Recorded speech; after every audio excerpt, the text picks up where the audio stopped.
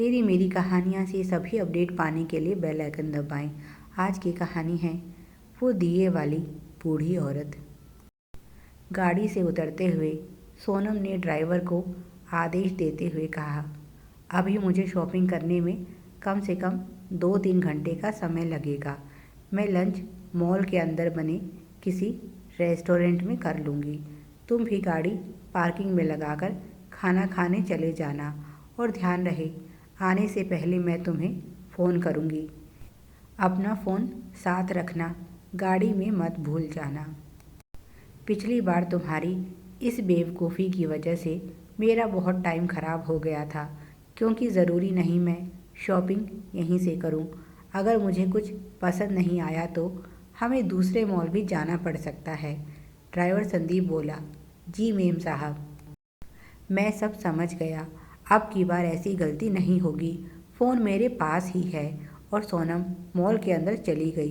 संदीप ने भी गाड़ी मॉल की पार्किंग में खड़ी कर दी और खुद बाहर आ गया। अभी उसे भूख नहीं थी तो सोचा थोड़ी चाय पी लूं और दिवाली की रौनक देखूं। अब समय भी तो व्यतीत करना था, क्योंकि वह अपनी मेम साहब को अच्छे से जानता है। अगर उन्होंने 2-3 घंटे का कहा है तो इसका अर्थ हुआ 5-6 घंटे से पहले वह नहीं आने वाली।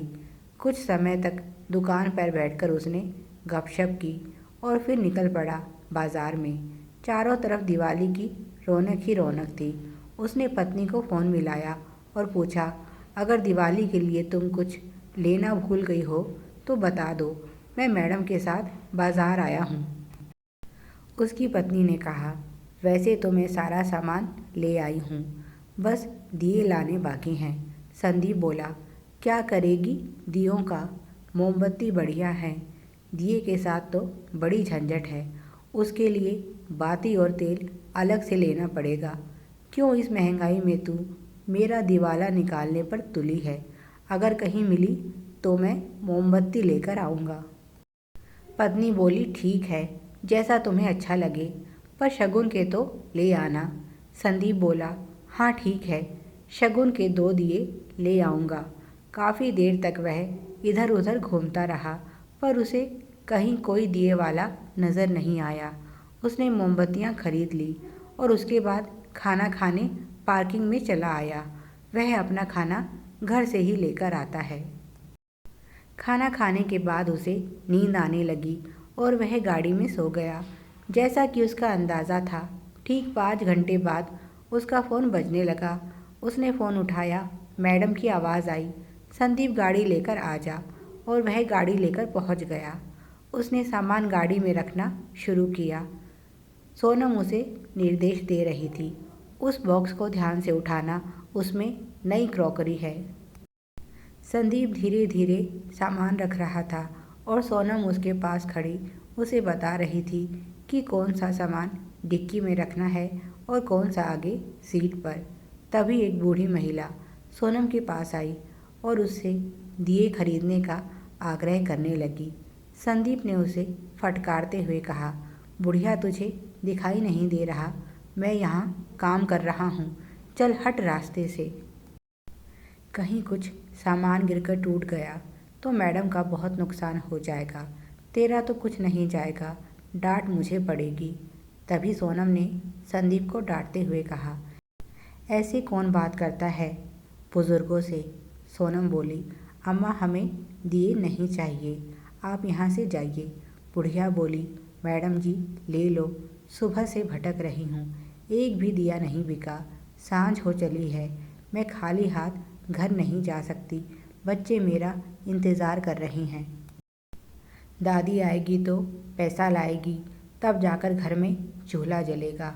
आपको बहुत दुआएं लगेंगी, कुछ तो ले लीजिए। 100 रुपये के 50 हैं, आप 80 दे देना।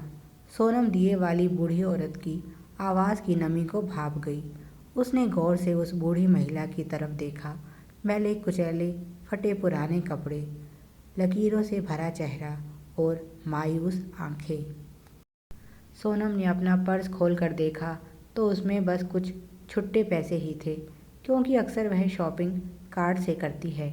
उसने संदीप से कहा, तुम्हारे पास पैसे हैं? संदीप बोला, हाँ मैडम जी, आपको कितने चाहिए? सोनम बोली, जितने भी हैं सारे दे दो। और उसने संदीप से पैसे लेकर उस बूढ़ी महिला को देते हुए कहा, ठीक है अम्मा, मैं तुम्हारे सारे दिए खरीदती हूँ। उसने संदीप से कहा, दिए की टोकरी संभाल कर गाड़ी में रख दो। यह सुनकर उस बूढ़ी दिए वाली औरत की आंखों में खुशी की चमक आ गई और वह सोनम को दुआएं देती हुई चली गई। संदीप बोला, मैडम, आप यह बहुत घाटे का सौदा कर रही हैं। इन सब दियों की कीमत टोकरी के साथ भी 1000 रुपये नहीं है और आपने उस बूढ़ी औरत को 4000 रुपये दे दिए। आपको तो दिन दहाड़े उस बूढ़ी औरत ने ठग लिया। इतने सारे दियों का आप क्या करेंगी? इनसे तो बढ़िया मोमबत्ती हैं। ना तेल का खर्चा, ना बाद में उठाने और रखने का झंझट। सोनम बोली, अगर हर कोई तुम्हारी तरह यही सोचने लगेगा तो इन गरीब कारीगरों का पेट कैसे भरेगा? हर चीज़ में नफ़ा नुकसान नहीं देखा जाता। कुछ चीज़ें दूसरों की खुशी के लिए भी की जाती हैं। तुमने देखा नहीं, उस औरत के चेहरे पर चमक आ गई थी। हो सकता है उसने बच्चों के भूखा होने की झूठी कहानी बनाई हो, पर उसका मकसद सिर्फ दिए बेचना था। इसीलिए तो वह कम कीमत पर भी दिए बेचने को तैयार थी। तुम जो यह सारा सामान देख रहे हो, इसमें बहुत सा सामान ऐसा भी है जो अभी मेरे काम का नहीं, पर फिर भी मैंने उसे खरीद लिया सिर्फ अपनी खुशी के लिए। इसे फिजूल खर्ची ही कहा जाएगा, पर जो पैसे मैंने उस बूढ़ी औरत को दिए वह फिजूल खर्ची नहीं। उन पैसों से वह और उसका परिवार दिवाली मनाएगा। जब अपनी खुशी के लिए इतना किया है तो दूसरों की खुशी के लिए भी थोड़ा ही सही कुछ तो करना ही चाहिए। खुशियाँ बांटना ही दिवाली है। कभी किसी को खुशी दे कर देखो, तब तुम समझ पाओगे यह कितना अच्छा लगता है। आज आधुनिकता की दौड़ में हम अपनी संस्कृति और परंपराओं से दूर होते जा रहे हैं। दिवाली तो रोशनी का त्यौहार है जो हमें आपसी प्रेम और सद्भावना का संदेश देता है। इसीलिए अगर आपके छोटे से प्रयास भी किसी को खुशी दे सकें तो आपको वह प्रयास अवश्य करना चाहिए। यही है सही मायने में सच्ची दिवाली, जहाँ हम अपने घर के साथ साथ मन का अंधेरा भी दूर भगाते हैं। संदीप मैडम की बातों से बहुत प्रभावित हुआ और उसने पूछा, मैडम, क्या मुझे भी इनमें से कुछ दिए मिल सकते हैं? सोनम मुस्कुराई और बोली, हाँ, तुम ले सकते हो। Please like, share and subscribe. Thanks for watching.